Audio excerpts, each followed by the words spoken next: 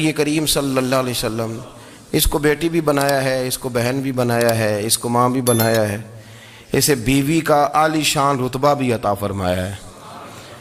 اور چونکہ بیٹی کا بھی حق بڑا بیان کیا جاتا ہے، بہن کا بھی، ماں کا بھی، اور بیوی کے معاملے میں لوگ سمجھتے ہیں کہ زیادہ بات نہیں کرنی چاہیے، شاید مسئلہ خراب ہو جائے۔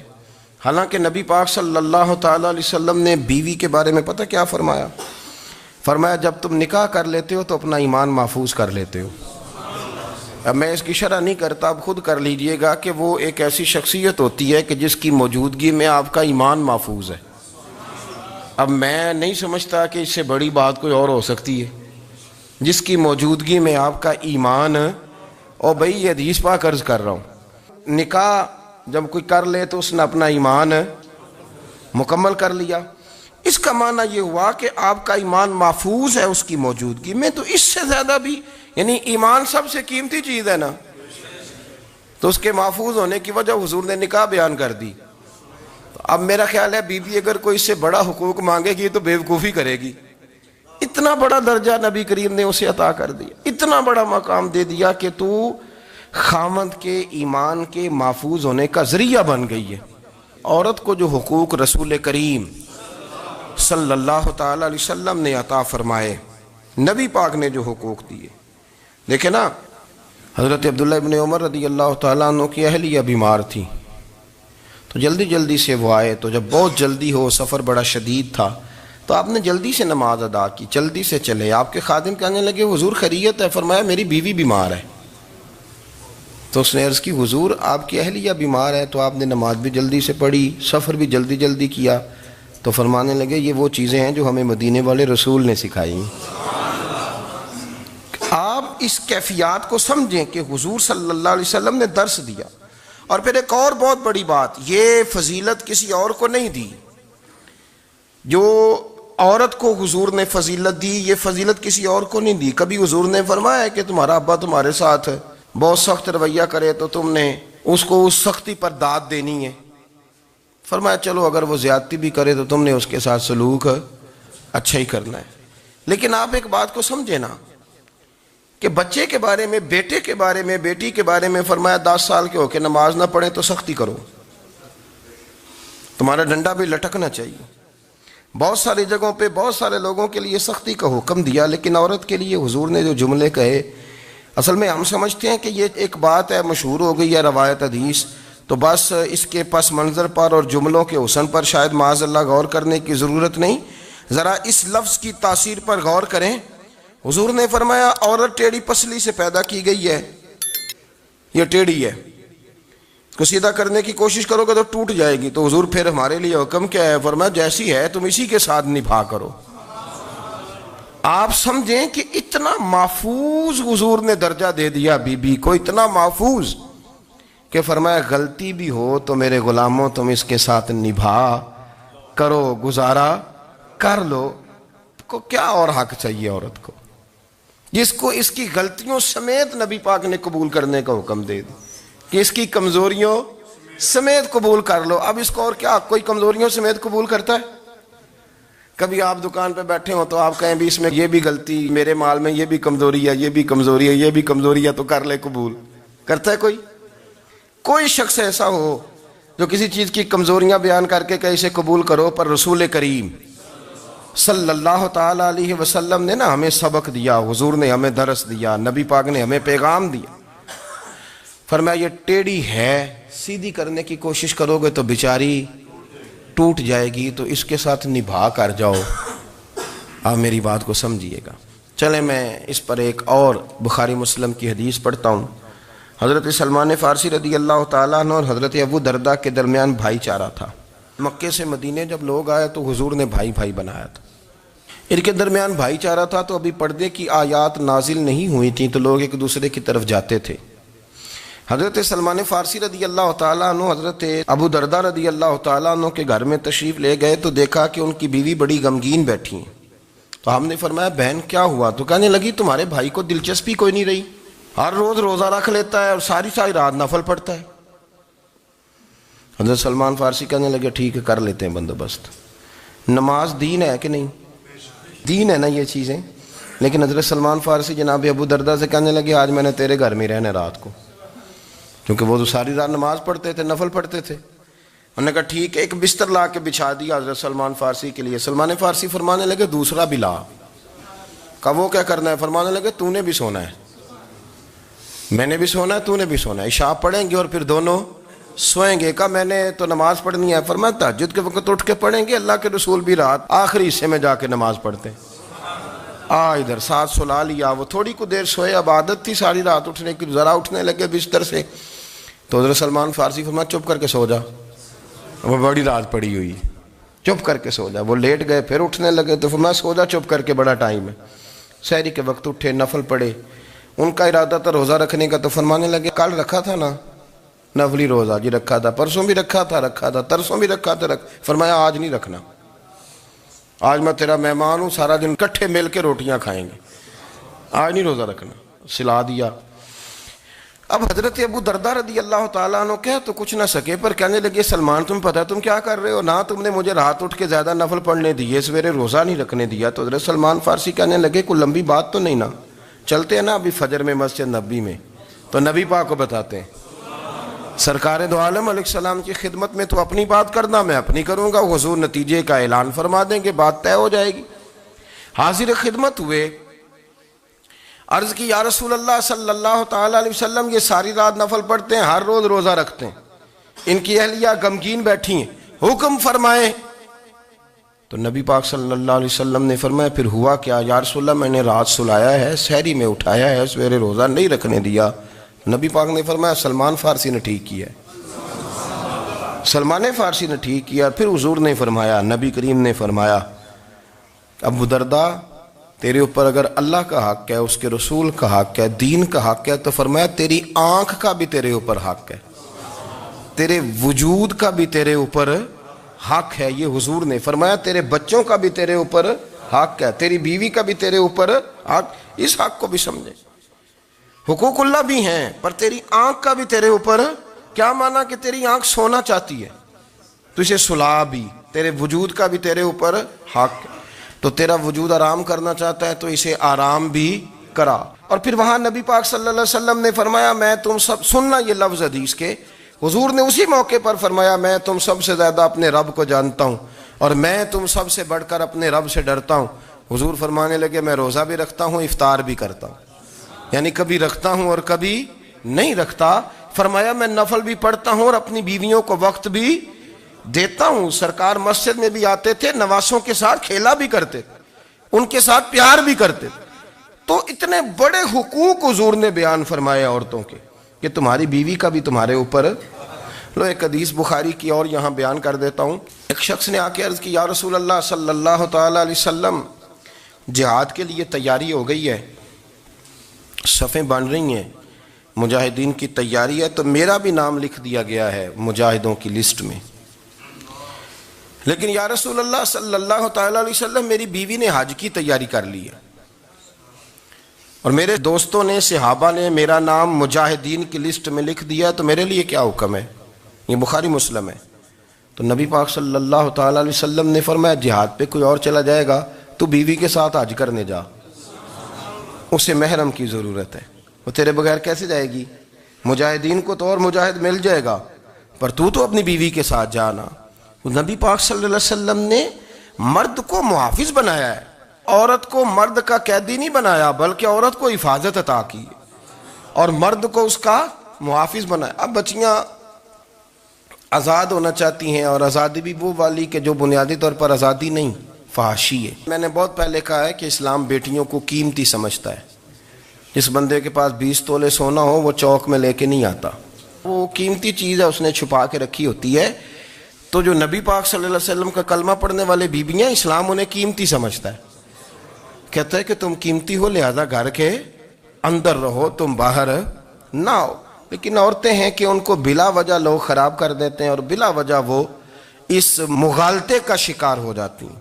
اب آگے بڑھتے ہیں۔ قرآن مجید نے سورہ نور کی آیت نمبر 30 میں کہا کہ کل للمؤمنین یغضوا من ابصارہم، فرمایا کہ اے محبوب علیہ السلام مومن مردوں سے کہہ دو کہ اپنی نظریں جھکا کے رکھیں، اپنی نظریں اور اگلی آیت میں فرمایا وَقُلْ لِلْمُؤْمِنَاتِ يَغْضُضْنَ مِنْ أَبْصَارِهِنَّ، فرمایا کہ اے محبوب مومن عورتوں سے بھی کہہ دو کہ اپنی نظریں جھکا. مرد بھی اپنی نظر جھکا کے رکھے گا عورت کی طرف، لیکن یہ ساری پابندی صرف مرد پر نہیں، عورت بھی غیر محرم کا چہرہ نہیں دیکھے گی، اس پر بھی اسی طرح نظر جھکانے کا حکم ہے جس طرح کہ وہ ہر دکاندار کو بھائی جان کہہ کے گفتگو کرنے کی اس کو بھی اجازت نہیں ہے کہ وہ سمجھے کہ پابندی تو مرد نے کرنی تھی، میں نے تھوڑی کرنی تھی. وہ جس کے پاس جائے، جہاں بھی جائے، ڈاکٹر کے پاس جائے، باہر جائے، تو وہ جس طرح مرضی اس کا دل چاہے وہ بات چیت کرے، اس کی عورت کو بھی اجازت اسلام نہیں دیتا. بنیادی طور پہ اسلام شرم و حیا کا دین ہے، حیا کی بات کرتا ہے. حیا کی جب ہم تعریف کرتے ہیں تو حیا کی تعریف یہ ہے کہ کوئی کبھی چیز دیکھ کے نا تو آپ کی طبیعت میں کراہت محسوس ہو، آپ کوئی غلط جملہ منہ سے نکالتے ہوئے ذرا جھجکیں، آپ کوئی غلط بات کرتے ہوئے تھوڑا بوجھ محسوس کریں. ہمارے ہاں تیزی سے فروغ پایا ہے بے حیائی نے. سنگیوں کی محفلیں، یاروں کی محفلیں، اس میں غلیظ گفتگو ہوتی ہے الا ماشاء اللہ. ان دوستوں کو بڑی پاک صاف گفتگو کرنی چاہیے. دوستی کا رشتہ بڑا مقدس رشتہ ہے، جو یہاں ایک دوسرے سے پیار کریں گے جنت میں بھی اکٹھے داخل کیے جائیں گے. شرط یہ ہے کہ پیار اللہ رسول کی رضا کے لیے ہو، لیکن اس کے اندر اگر آپ کی گفتگو کچی ہو، کمزور ہو، فحاشی والی ہو، عریانی والی ہو. وہ ہمارے ہاں تو اب اس کو لوگ فیشن سمجھتے ہیں، اس کو مردانگی کی علامت سمجھتے ہیں کہ وہ جی ساری باتیں جی وہاں ہو گئیں اور جس کا جو جی چاہا اس نے کہا. آپ جب حیا کے دائرے میں ہوتے ہیں تو آپ خود بھی سکون محسوس کرتے ہیں. دیکھیں نا، آپ کو نیند سکون سے کہاں آتی ہے؟ جہاں کمرہ بند ہو، چاروں جانب دیوار ہے، اوپر چھت ہے، خالی دروازہ بھی کھلا ہوا ہونا تو جب بندہ سکون لینا چاہتا ہے تو کہتا ہے یار ذرا دروازہ ذرا بند کر دو. وہ اچھی طرح اپنے آپ کو چھپا لیتا ہے نا حیا کے پردے میں، تو اللہ اسے سکون عطا کرتا ہے. اور جو اس سے بھی زیادہ ٹھنڈی نیند میں جانا چاہتا ہے وہ کہتا ہے لائٹ بھی بند کر دو. اب وہ مکمل طور پہ سمجھتا ہے کہ میں چاروں جانب سے چھپ گیا ہوں، اگر میں کھل کے بھی سو جاؤں گا تو میرا چونکہ پردہ قائم ہے تو مجھے کوئی دشواری نہیں ہوگی. آپ جب چھپ جاتے ہیں، جب آپ حیا کے اندر سمٹ جاتے ہیں، جب آپ چادر کے اندر آ جاتے ہیں تو آپ بہت ساری جگہوں پہ آسانی محسوس کرتے ہیں. تو حیا تو آپ کو سکون دیتی ہے، حیا تو دل کو راحت دیتی ہے. میں بڑی ذمہ داری سے بات عرض کرتا ہوں، قرآن مجید نے نا ایک مقام پہ مذاق کو، ایک مزاح ہوتا ہے خوش طبی، وہ نہیں، مذاق اڑانا. قرآن پاک نے نا مذاق کو ایک جگہ پہ جاہلوں کا طریقہ بھی قرار دیا ہے. بنی اسرائیل کے لوگوں سے حضرت موسیٰ نے کہا کہ گائے ذبح کرو اور ایک ٹکڑا مقتول کو مارو، زندہ ہو کے خود بتا دے گا مجھے کس بندے نے قتل کیا. تو کہنے لگے آپ ہمارے ساتھ مذاق کر رہے ہیں. تو قرآن مجید کہتا ہے کہ حضرت سیدنا موسیٰ علیہ السلام فرمانے لگے اعوذ باللہ ان اکون من الجاہلین، فرمانے لگے میں اللہ کی پناہ مانگتا ہوں کہ میں جاہلوں میں سے ہو جاؤں. یہ مذاق کرنا تو جاہلوں کا طریقہ ہے. اگر آپ کی زبان سے بے حیائی کا جملہ نکل گیا، اگر آپ کی زبان سے بے حیائی کا جملہ نکل گیا، آپ نے کہہ دیا کہ ہم آزاد لوگ ہیں، جو مرضی کریں گے، جو مرضی کہیں گے، جو ہمارا دل میں آئے گا کریں گے، تو پھر تو لوگ آپ کا وہ حشر کریں گے کہ آپ سے برداشت ہی نہیں ہوگا. جس کا لوگ مذاق بنا لیتے ہیں اور جو مذاق بن جاتا ہے پھر اسے کچھ جینے دیتا ہے. آپ حیا کی چادر میں چھپیں گے تو بچیں گے. اگر آپ نے اپنا مذاق بنوا لیا یہ کہہ کے کہ میں نے مرضی کرنی ہے، پھر یاد رکھنا چھپنے کو جگہ نہیں ملے گی، پھر تکلیف میں آ جائیں گے، پھر بہت بڑی اذیت کا شکار ہو جائیں. شرم و حیا، عرب کے اندر جو کنواری لڑکیاں تھیں ان میں بڑی حیا ہوتی تھی. الحمدللہ میں بڑے فخر سے کہتا ہوں کہ میرے پنجاب کی، میرے پاکستان کی بیٹیاں بھی 20 دفعہ ان کا ابا کہے تیری شادی کرنی ہے تو وہ آنکھ نہیں اٹھا پاتی آج بھی. یہ تو وہ چند لوگ ہیں جو کہتے ہیں ہم ہائی کلاس ہو گئے، ہمیں نہیں پتا کہ وہ روشن خیال ہو گئے ہیں کہ روغن خیال ہو گئے، پتہ نہیں کدھر چلے گئے. ورنہ ہماری بیٹیاں آج بھی جب ان سے ان کا باپ، ان کی ماں بات کرتی ہے تیری شادی کی، تو وہ تو شرم کے ساتھ پچھلے سے پچھلے کمرے میں چھپتی ہیں. یہ اللہ نے فضل کیا ہوا ہے اس ملت پر. تو عرب کی لڑکی بڑی حیا والی ہوتی تھی، اس سے کوئی بات کرنی پڑتی تھی تو 20 دفعہ بات کی جاتی، پھر بھی وہ عورت چھپتی پھرتی تھی. حضرت عائشہ صدیقہ رضی اللہ تعالیٰ عنہ فرمانے لگیں میرے نبی پاک صلی اللہ علیہ وسلم عرب کی کواری لڑکیوں سے بھی زیادہ حیا کرنے والے. قاضی اعجاز مالکی نے، شیخ عبدالحق محدث دہلوی نے، دیگر بزرگ جو سیرت نگار گزرے انہوں نے لکھا ہے کہ نبی پاک صلی اللہ علیہ وسلم کے اندر 100 مردوں سے زیادہ طاقت تھی. 100 مردوں سے زیادہ طاقت. اب جو بات کہنے لگا ہوں، جو نتیجہ دینے لگا ہوں، اس پر خاص توجہ آپ فرمائیں گے. ذرا فکری طور پر، نظریاتی طور پر ایک چیز کو سمجھیے. ہم سمجھتے ہیں کہ جوان لڑکا ہے جی جو مرضی کرے، عمر ہے جی.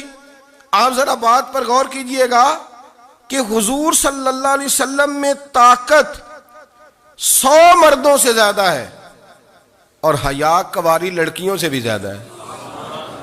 ذرا اس بات کا تقابلی جائزہ کیجئے گا کہ طاقت 100 مرد سے زیادہ ہے لیکن حیا کواری لڑکی سے بھی زیادہ ہے. اس کا معنی یہ ہوا کہ جس ٹہنی کو پھل زیادہ لگ جاتے ہیں وہ جھکا کرتی. تو حیا تو حسن ہے، حیا تو آپ کو پاک صاف کرے گا، حیا تو آپ کو نرالا کرے گا، انوکھا کرے گا. وہ ہمارے ایک دانشور ہے، انہوں نے مضمون لکھا، کئی باتیں بڑی پسند آتی ہیں. وہ کہتے ہیں کہ میری اہلیہ، ان کو بھی کسی نے مس گائیڈ کر دیا تھا، حالانکہ اچھی خاتون ہے، کسی نے مس گائیڈ کر دیا. تو وہ بھی سماجی اور ویلفیئر اور یہ خواتین کو شوق ہوتا نا بننے کا، تو وہ بھی سماج کے اندر اچھا مقام تلاش کرنے کے موڈ میں آ گئی. تو کہیں ایک دن جانا تھا تو بڑی بن سنور کے میرے ساتھ وہ گاڑی میں بیٹھ گئی. تو میں گاڑی میں، عورتوں کو یہ بھی مسئلہ ہوتا ہے نا کہ ہماری تعریف کرو، تو کئی دفعہ بعد مردوں بیچاروں کو جھوٹ بولنا پڑتا ہے، تو زبردستی کراتی ہیں نا جی. تو اس میں گنجائش بھی دی ہے شریعت نے گنجائش دی ہے کہ کبھی بیوی کو راضی کرنے کے لیے خلاف واقعہ بات کرنی پڑے تو کر لینی چاہیے. تو وہ کراتی بھی ہیں. 3 موقع پر خلاف واقعہ بات کرنے کی اجازت ہے. واقعے کے خلاف بھی آپ بات کر سکتے ہیں. جنگ کے موقع پر 2 لوگوں کو صلح کرانے کے لیے اور بیوی کو راضی کرنے کے لیے کر لیں کوئی ایسی بات، بے شک اپنی طبیعت پہ جبر کر کے کر لیں، گنجائش ہے، اجازت ہے. تو وہ کہتے ہیں جب وہ گاڑی میں میرے ساتھ بیٹھی بن سنور کے، تو وہ تقاضا کرنے لگی کہ میں نے بڑے اچھے کپڑے پہنے ہیں پر آپ نے توجہ نہیں کرائی. تو وہ سیاںا بندہ تھا، وہ چاہ رہا تھا کہ میری خاتون سمجھ جائیں. وہ کہتے ہیں مجھے پتا تھا کہ بیچاری مس گائیڈ ہو گئی ہے، دل کی بڑی اچھی ہے، سیاਣੀ ہے، لیکن اس کو کچھ خواتین نے، کچھ لوگوں نے مل کے اس کو ذہن غلط کر دیا ہے کہ سماج میں نکلو، باہر جاؤ، کام کرو، فلاں کرو، اپنی مرضی سے جیو. تو میرے ساتھ گاڑی میں بیٹھی کہیں جانے کے لیے، تو مجھ سے کہنے لگی کہ آپ نے میری طرف توجہ ہی نہیں کی، آپ نے کوئی ذکر ہی نہیں کیا کہ میں کیسی لگ رہی ہوں. تو وہ کہتے ہیں میں نے اسے کہا کہ اگر تو ناراض نہ ہو تو پھر میں صحیح والی تعریف کر دوں. تو اس نے کہا کہ آپ کر دیں. تو کہتے ہیں میں نے درد سے اور خلوص سے اپنی بیوی سے کہا، خلوص کے ساتھ. میں نے کہا میں تو روز گھر ہوتا ہوں، روز شام کو گھر ہوتا ہوں، اگر تو میرے لیے تیار ہوتی تو میں تیری تعریف کرتا، لیکن آج تو باہر جانے کے لیے تیار ہوئی، تو پھر ان سے تعریف کی امید رکھ جن کے لیے تو نے تیاری کی ہے. میرے لیے تیاری کرتی تو میں تو ہر شام تیرے پاس ہوتا ہوں. کہتے وہ میرے لفظوں میں درد تھا تو وہ بھی رو پڑی. اور کہنے لگی آپ گاڑی روک دیں، مجھے باہر جا کے کسی کو راضی نہیں کرنا، میں نے اسے راضی کرنا ہے جس کو رب کریم نے میرا شوہر بنایا ہے اور میرے لیے منتخب کیا ہے میرے ماں باپ کو. میں واپس لوٹتی ہوں. یہ ایک پہلو ہے سلگتا ہوا، اس کو سمجھا جائے. رسول کریم صلی اللہ علیہ وسلم عرب کی کواری لڑکیوں سے زیادہ حیا والے تھے. کواری لڑکیوں سے زیادہ حضور حیا فرمایا کرتے تھے. جب خانہ کعبہ کی مکہ شریف میں تعمیر ہو رہی تھی نا، اہل عرب اس کو تعمیر کر رہے تھے، تو نبی پاک صلی اللہ علیہ وسلم اپنے چچا حضرت عباس کے ساتھ خانہ کعبہ کی تعریف میں مصروف تھے.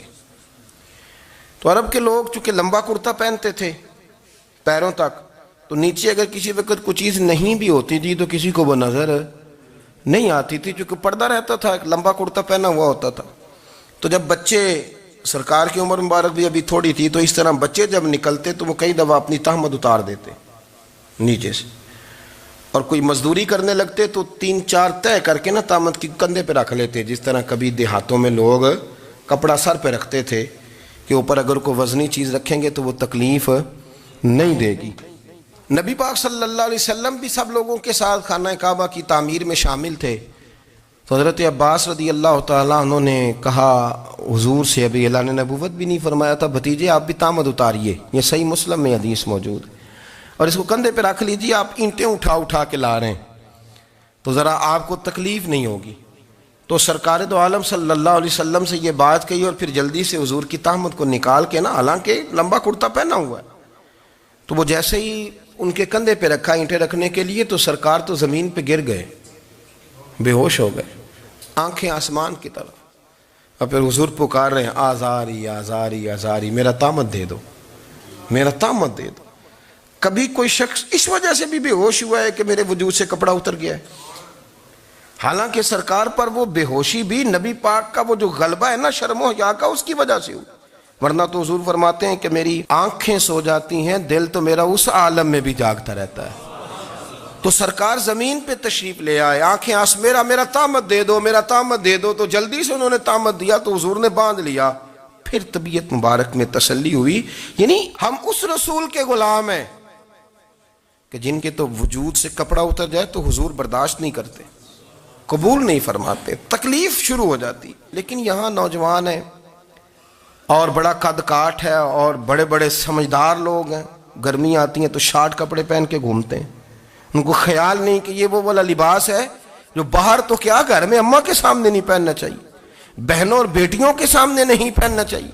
آپ کی گفتگو میں شرم و حیا ہو، آپ کے لب و لہجے کے اندر حسن ہو۔ آپ کو پتہ ہے نبی پاک صلی اللہ علیہ وسلم نے فرمایا میری امت میں سب سے زیادہ حیا کرنے والے عثمان غنی ہیں، عثمان غنی سب سے زیادہ حیا کرنے والے۔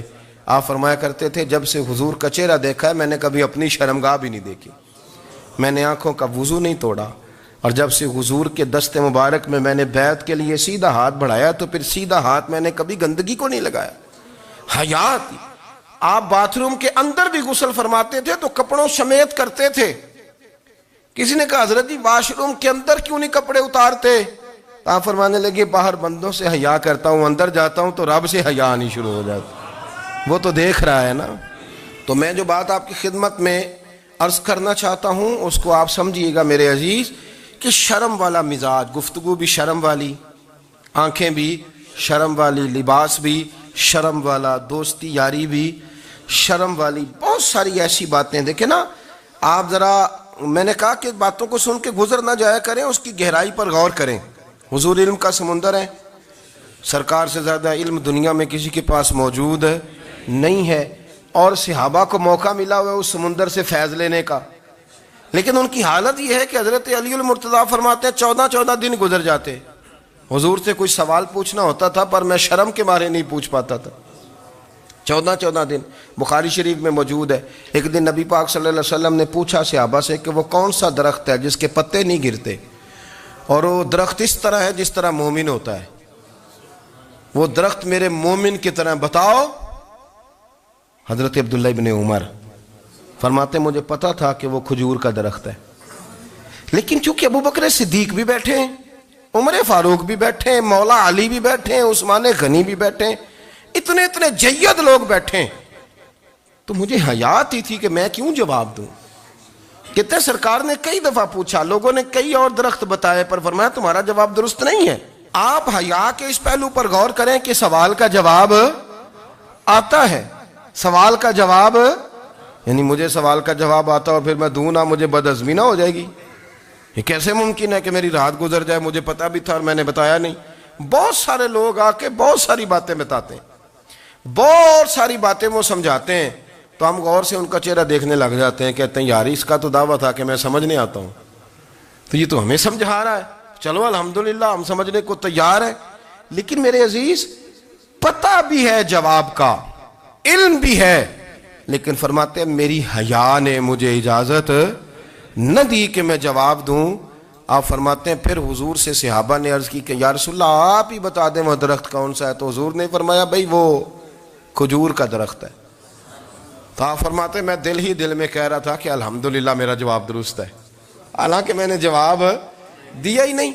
تو لفظوں میں حیا، جملوں میں حیا، آنکھوں میں حیا، اٹھنے میں حیا، بیٹھنے میں حیا، چلنے میں حیا ایک خوبصورت حسن ہے، اور نبی پاک صلی اللہ علیہ وسلم نے فرمایا جب تو بے حیا ہو جائے نا پھر تو آزاد ہے، پھر تو جو مرضی کا۔ پھر تو جو اس لیے بزرگ جب کسی کو بے حیا کہتے تھے نا،